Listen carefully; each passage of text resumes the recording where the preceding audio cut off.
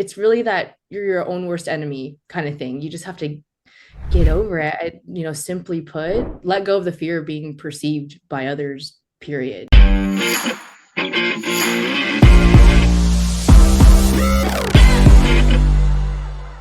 This episode is brought to you by SocialGenius. That's where Jeff and I get to actually teach you what to do on social and how to grow it. Jeff, why should people join?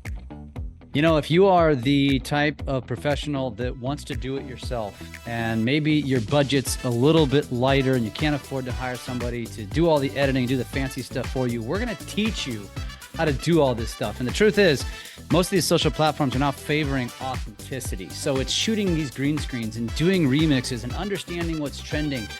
Those are the things that matter the most to your social strategy. And so if you like to be inside of a tight culture of people that are like-minded and want to do it themselves, then SocialGenius is perfect for you.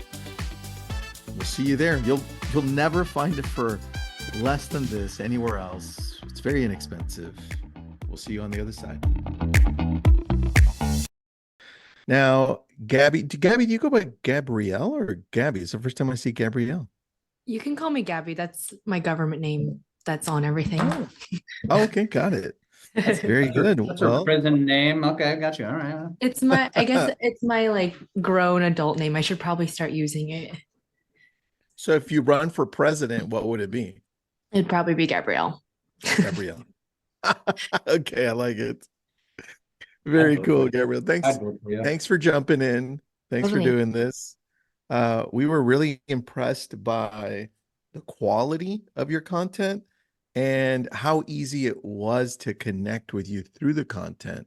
You really drew us in, and I wanted to quickly show your channels so people can take a look. Let me grab it.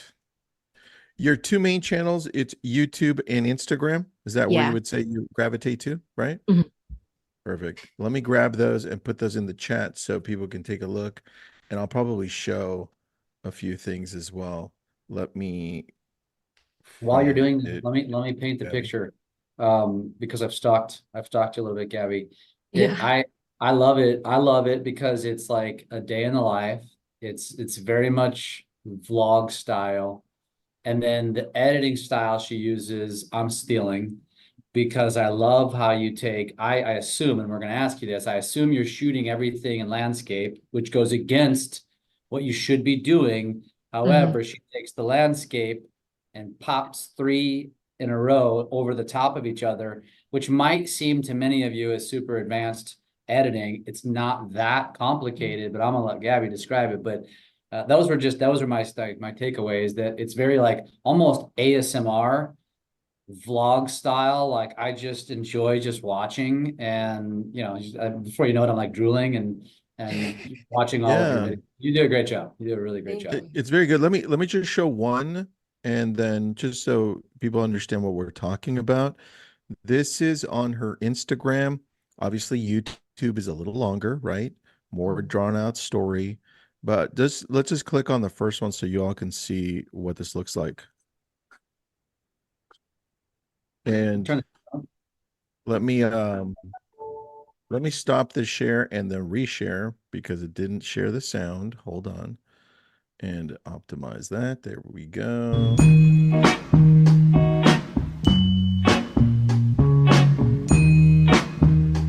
Gabby, you can hear the audio?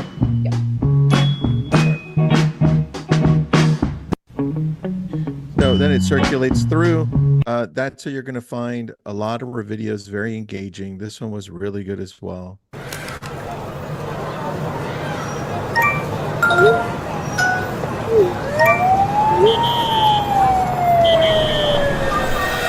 G'day friends, welcome. When was the last time you felt peaceful? Like truly peaceful? That's it. Very easy, smooth, tells a story, really good imagery, and you'll find the same thing on her YouTube. Like I said, they're just a little longer. She's got a really good following as well, with not that many videos, which is amazing. Took a lot down. I actually have 208. Okay, but got it. I was going to ask you about that, but That's really good. Like your New York visit that you did 3 weeks ago, 40,000 views. That's pretty awesome. All right. So with that, my first question to you is, did you always shoot video like this from the very beginning in a story fashion, or did you grow into that? I've vlogged since 2018, like off and on. So the storytelling and the way I shoot now with more of a filmmaking approach definitely evolved over the past couple years. And sorry, let me turn that down. It's evolved. I didn't shoot like my first videos are the most cringy videos you'll probably watch. It's me walking around UW going to class, and you could probably just hear me breathing because I didn't know how to do music over the video yet. Like it's taken a long time to get here. And I did archive, or those are privated. There's 208 videos on my channel, but those are only going to be released for special people in the future, maybe. That's so funny. Yeah. I like that. I like that. Can we go to basics here and first ask, so what are you using equipment wise? I actually have it right here. I use the Sony FX30.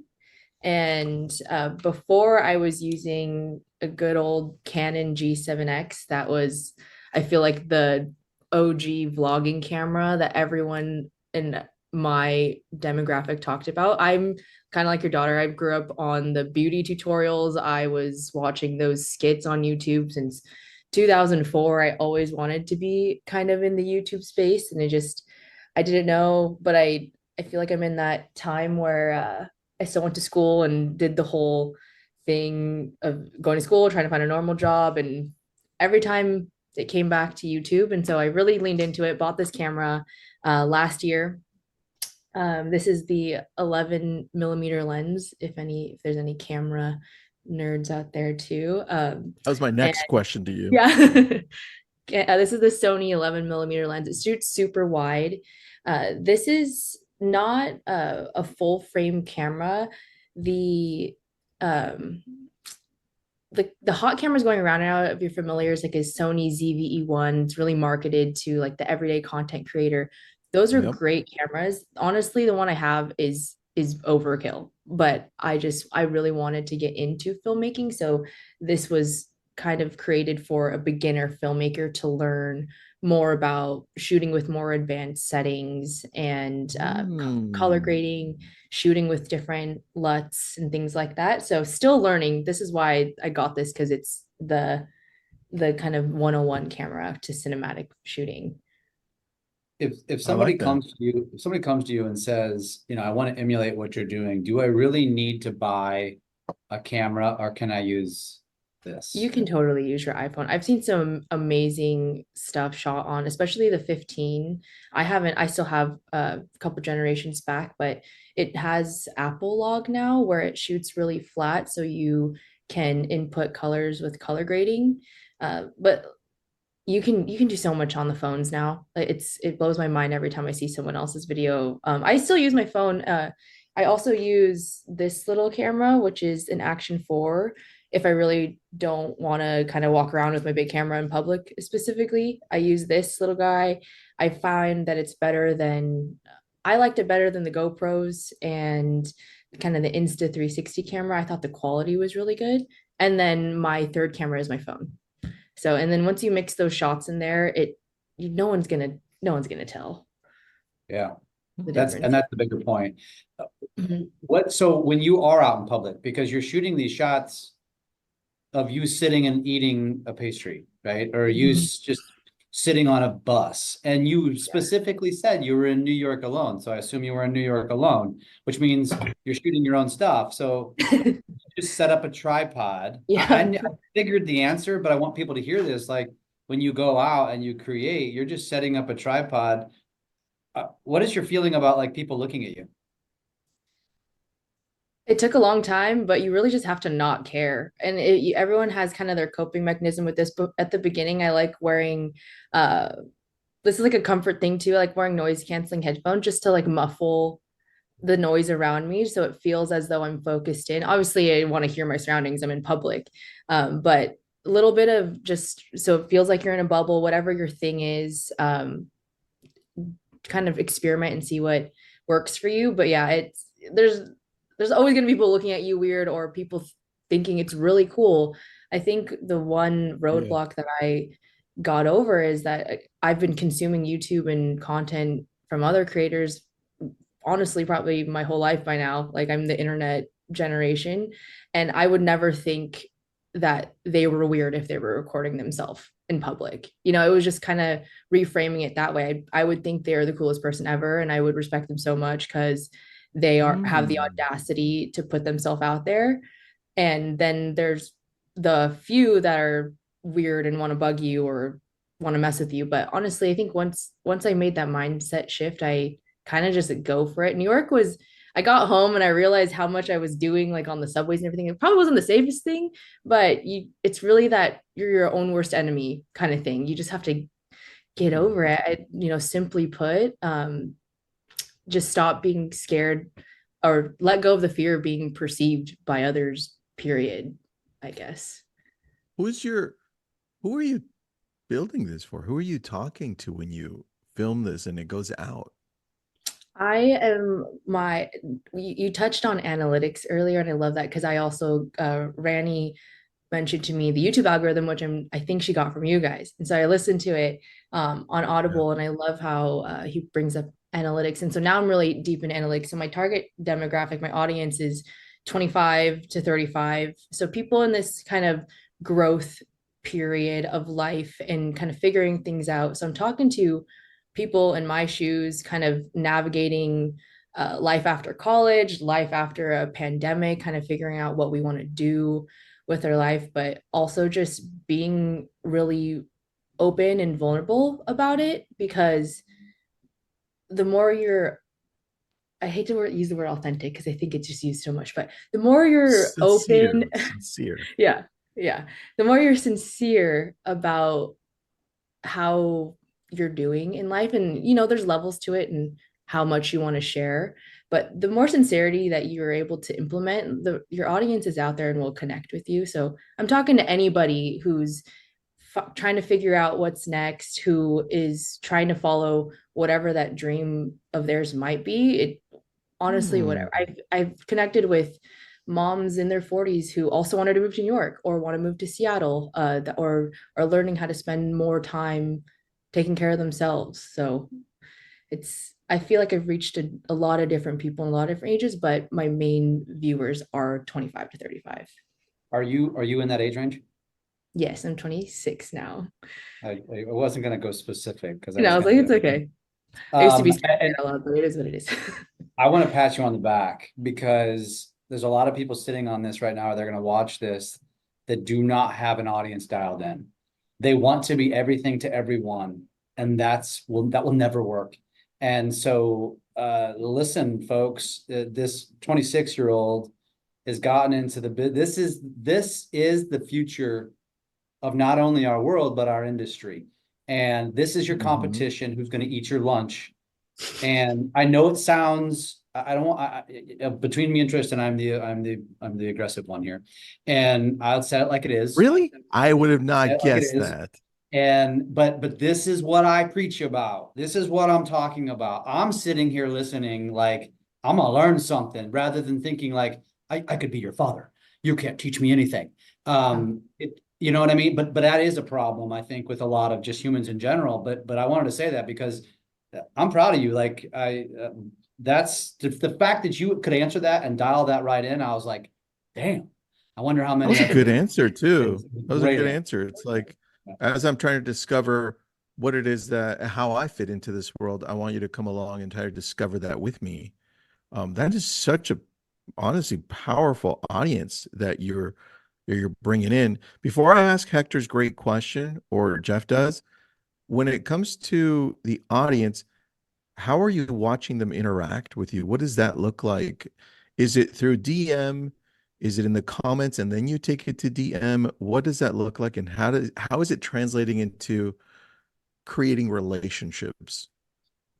I wish there was a more straightforward answer and a more sustainable way to approach it, but it's all avenues. I get DMs, I get comments, and it's up to the person to engage back. It's great having comments, but you have to respond to them. You have to take it to the next level, respond to the DMs at whatever capacity you have. And it's engaging with those creators kind of in the same space too. Is, you can't just post and let go and move on. You got to also engage with other content, build that community that way, support other creators in the space. And I think the moment I found kind of how I want to approach that, because there's definitely a line with, overconsumption, and then, you can go down into the weeds with that, but you really got to treat this online community as if you're meeting a friend for lunch once a week kind of thing.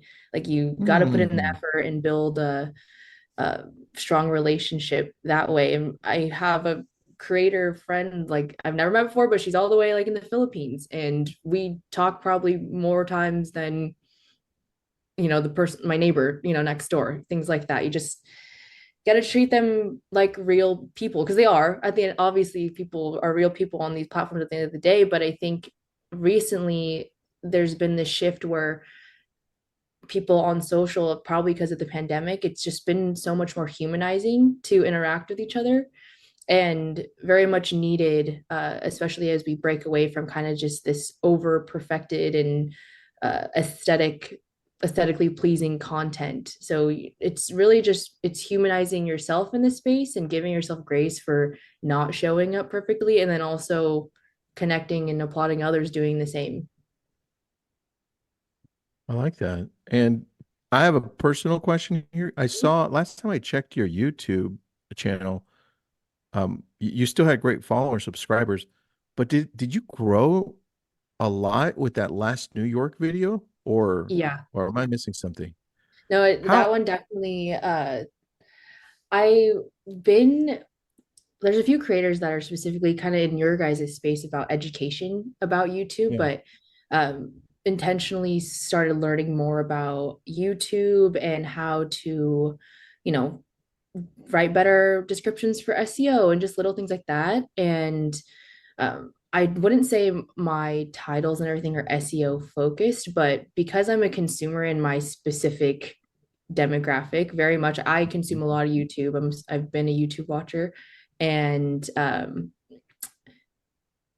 oh, you have it too, vidIQ. So I use that a lot. Yeah. But it's really emulating, consuming like artists, emulating what I would watch, and starting to write titles as they were headlines to a news article. Like, what's going to grab your attention versus blend into all the other kind of tutorial, kind of typical travel things and travel vlogs. I've done other videos that kind of broke down, I think, the typical titles, that kind of like the Mr. Beast approach, where they include a number in the title, disappear for 2 to 4 months. They include a number, they include a very like clear cut, like, this is what you're going to expect in this. I decided to take a different approach this year, into kind of enter that mystery, in the sense, if I were using an article, and need you to click and read the whole thing. That's all. Listen, look at the great comments, Gabby. I know you've seen them, but everyone else, read them with me, because it's inspiring. It must make you feel amazing, Gabby, where you're heading. Cinematography is on point. As a New Yorker, I think you spent your time super wisely, which I really loved that one. And then look at this, only 30 seconds in, and I had to subscribe. It's hard to find genuine people on social media. And then the other one, look at this. So glad the algorithm suggested this video to me. That monologue in the intro was straight from a rom-com. This is the type of stuff that we all want to create, or at least connect with our audience in a similar fashion. How long does it take you to prepare and then edit and then throw out there? Is it all just you, or do you have a team? Right now, it's just me, and the creative process is not linear. It's certainly not linear. It always starts with an idea. I'm a big writer. I write any thought that comes in my brain down, whether it be in my notes app or in my notebook. on a sticky note. And I love, honestly, the Notes app on our phone is such an underrated tool. I think it can do so much. You can link to other notes now, which I just discovered. I'm sure it was there, but that changed the game for me. I'll write whole scripts in there. So just depending on how current your idea may come, and how quickly you can execute it, it really depends. But for me, I kind of gave myself this shelf expiration life of an idea, is that if I have it and I feel strongly about it and I'm able to outline it that day, I need to execute it within a 7-day turnaround in some way, or else it's going to get put into the back of the dusty shelf in my mind and it probably won't be revisited till later. Editing I edit in Adobe Premiere Pro. It takes a long time. There's no and again, I've been testing and learning since 2018, and I can tell you the amount of times I had technical difficulties, like cried because I lost footage or lost my whole sequence, because it's all trial and error. If you're not taking a class to kind of teach you the ropes from your starting point. But thankfully, like that New York video specifically, I felt like I went into filming that trip with the editing and my post-production in mind. So that made it a lot more seamless. So always having kind of your consumer facing product, the thumbnail, the storyline in mind before filming helps a lot. I try to not, you guys brought up thumbnail earlier, so underrated. Your thumbnail is everything, truly. So having your thumbnail and your outline in mind before filming, it sounds so, I don't know, it sounds so basic, but it's so crucial. Especially when you go into editing, or else you're just gonna end up with so much more to go through at the end. Depending, a reel can take me 2 hours if I sit down and edit it and post it, or it could take me a week. So it really depends. Yeah, this is the thumbnail for the New York one that you just did 3 weeks ago. Right there. So people understand what that goes through. Look, we'd love to talk deeper about SEO and description. Gabby, we'd love to bring you into a group coaching session just to go on how you discover that. So that could be separate. But Jeff, what are your thoughts on, and I know you and I both watched some of her videos, but what are your thoughts on how she edits her videos for engagement from the very beginning? Because their hooks are so good. Your hooks are great, Gabby. Thank you. What are your thoughts on that, man? Well, you're muted, buddy. You're muted. How about now? There, you're good. So I actually wanted to ask a different question that I think everybody's thinking is, all right, I now heard you say you use a professional camera, you use Adobe Premiere, which is advanced. I hear you telling me that it takes sometimes weeks to edit a video. And I think that the initial reaction from everybody is going to be like, I'm out. No way. I can't do this. And so I really would love to ask you, just assume that someone in this audience reaches out to you and says, what do you suggest I do? And I don't have that skill set. I'm 55 years old. I don't have a professional camera. I'm willing to invest in a tripod and some microphones and things like that and learn some things, but I don't feel like that's going to be the best use of my time, but I do want to have a bigger presence. What would you tell them? Hire a video editor. There's so many. The influx of inbound emails that I get offered for video editing, I'm not willing to let go of that quite yet, because I've always loved that part of the process, and that is kind of where I get creative and have fun with it. But if it is a skill that takes time and patience with yourself to learn, and if you just don't have time in your business where you're strong already, it's like, the tale is all the time, just delegate it out. Like, there's so many video editors, VAs that can video edit now, and there's an abundance of that. There's certainly not a lack thereof. There are a lot. Yeah.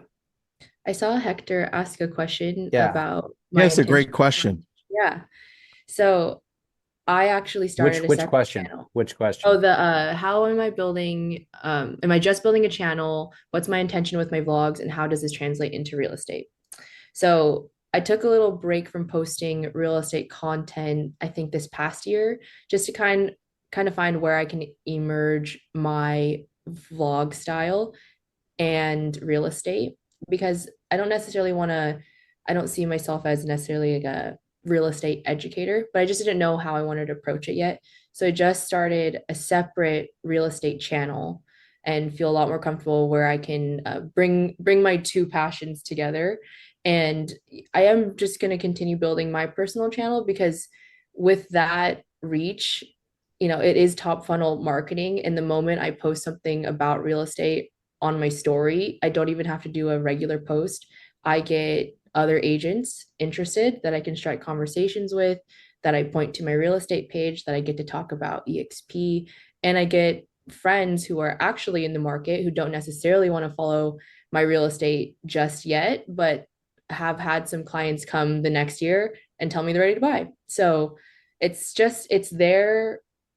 It's kind of like the room of requirement. It'll emerge when needed. But the room of requirement. Yeah. I should have worn my Harry Potter stuff. Yeah.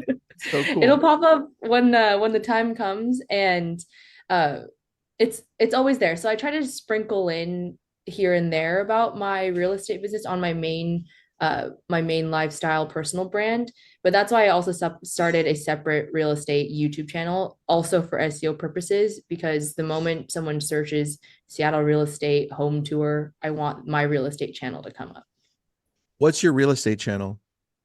It's just Gabby Lee Real Estate. I didn't get too creative with the name. Again, simple for searching. I've just posted one video. It was actually a recent listing. So that was my first kind of jab at how I can film myself like I do in public, but how can I film myself in a listing? The authentic stuff. I'm going to use that word because it is what it is. But the authenticity, the vlog style, the behind the scenes, the personal stuff, that's the answer. One of the answers to Hector's question is will cause people to stalk you and search you. They will find that you do real estate and they will become raving fans. That's the answer. But it's not fast and it's not easy. And that's not what anybody wants to hear. Yeah. Sorry, yeah, it's not like I'm generating tons of leads from short form video. And if it was one of my friends who's a big YouTuber but turned real estate YouTuber, every week she texted me and was like, when are you going to start your YouTube channel? Because all of her leads come from her real estate YouTube channel. And she just sits back and lets that attract clients, and it works great. And so that was really my push to do that. That's the future we actually live in, which is perfect. Yeah. We know many agents that have, like I was interviewing somebody last week, a couple weeks ago, that went from 5 million to 50 million as a result of YouTube. And it was a process, and she didn't get her first lead for 6 months, and it took time. But here's what I do want to say, Tristan, to everybody listening to this, because social media isn't just about lead generation. It's also about being a CRM. And that's part of the thing that a lot of people just miss, because we use all of these, I'm going to use the word antiquated, text message, phone calls, door knocking, email, which is invasive to people's time. And we actually genuinely think people want to hear from us. They don't. But you have this opportunity to hit them on social by just stalking them, by just showing up every time they post. You're hitting them with that dopamine feel. And now all of a sudden you're top of mind. So what Gabby's doing is lead gen. But what she's going to shift to in 10 years when she's got a massive book of business is probably more CRM usage of social media and staying top of mind. And it's so incredibly powerful that so many people are it's going right over their head because they're, oh gosh, it's not going to drive me leads for 6 months, a year, 2 years, screw it, I'm out.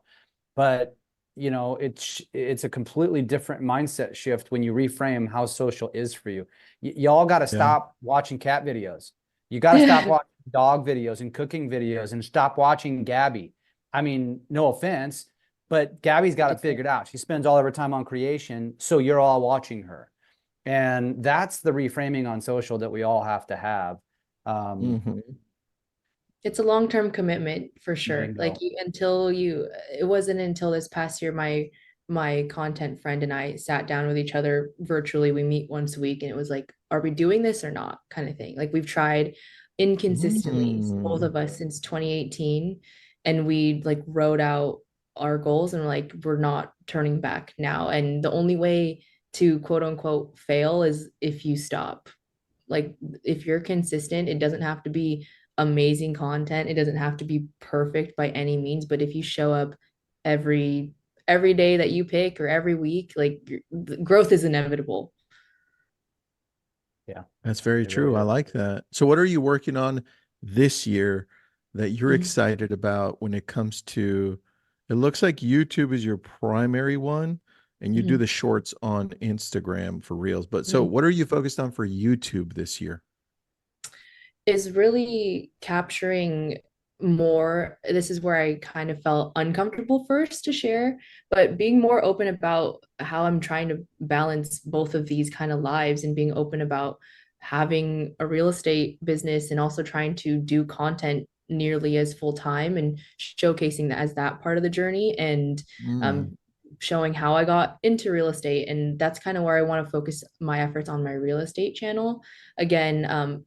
And kind of weave in that's what I love about YouTube. You can link other videos within the videos with cards and in the descriptions and everything. So I kind of want to hint on my lifestyle page that what I do for work, because it gets lots of questions, and then those who are interested can find more information on my real estate page. You're creating a funnel inside of the description page. I like that. Just trying to focus on that. And then with my platform in general, I'm really trying to focus on uplifting mental health platforms. So that'll be coming out soon, and just working with brands that work, just make our lives easier, help entrepreneurs with busy lives, and who are also just trying to get into the creative space themselves. What else do you do to prospect or create business? Anything?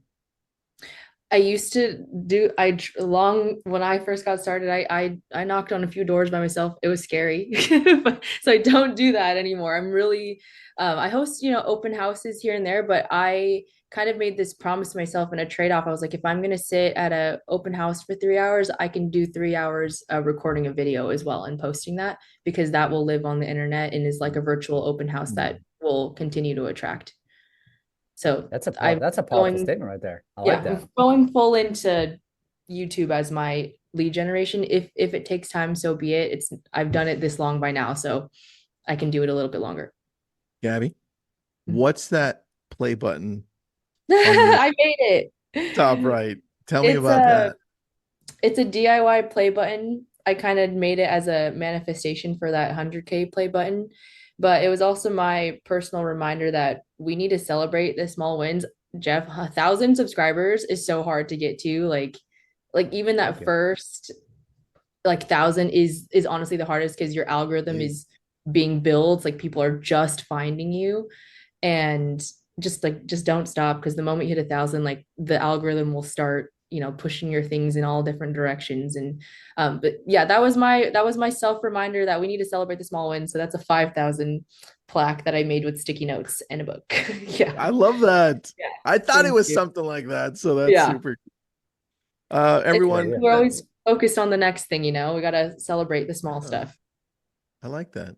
I like that. And everyone who joined us for this session, Gabby, we'd love to have you back later on. And you're doing such a great job. I bet you we see a different side of you in 2 months. So let's see. Hope so. Let's see what happens. Gabby, thank you for doing this. Yeah, thank you. This is great. Jeff, anything, buddy? I got a ton of questions, but I guess we're going to have to hold out for the next time. Yeah. For those of you who are joining in group coaching, we'll have Gabby back. Thank you, Gabby. You ever need a third wheel? You ever need a third wheel on a date? I just want to go along on the journey. It won't be New York. It won't be alone in New York. It wouldn't work, Jeff. It wouldn't work. The next time my wife and I are in Seattle, I'm gonna be like, honey, I'm inviting ourselves on a date, just so you know. just to shadow a fly on the wall. I'll be like, hey guys. So good. So good. Well, thank you so for much, having Gabby. me, guys. Absolutely. Thanks for being on. We appreciate you. Of course. you.